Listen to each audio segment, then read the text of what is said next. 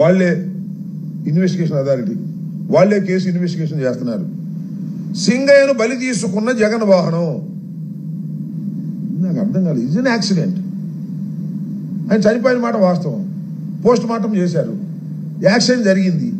ఏ బండి కింద పడ్డాడో అంటే ఎస్పీ గారు చెప్పాడు, పలానా బండి కింద పడ్డాడు అని, పలానా బండి కొట్టింది అని చెప్పారు. మరి బలి ఏంటి? ఇంటెన్షనల్గా చేసేది బలి.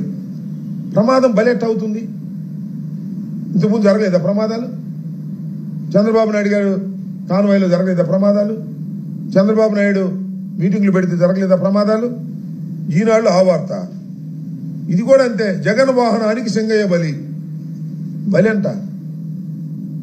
ఏంటి మాట నాకు అర్థం కాల. ఎందుకంత అంటే జగన్మోహన్ రెడ్డి గారి వ్యక్తిత్వాన్ని హననం చెయ్యాలి అనేటువంటి ప్రయత్నం.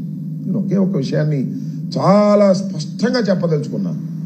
నిజంగా జగన్మోహన్ రెడ్డి గారికి ఆయన కాన్వాయ్లోనే కాదు, పక్కన ఎక్కడైనా ప్రమాదం జరిగి పడి ఉన్నా కూడా జగన్మోహన్ రెడ్డి గారు కాన్వాయ్ ఆపుకొని వారిని హాస్పిటల్కు చేరేంత వరకు కూడా ఆయన ఊరుకోడు. ఆయన స్వభావం అలాంటిది.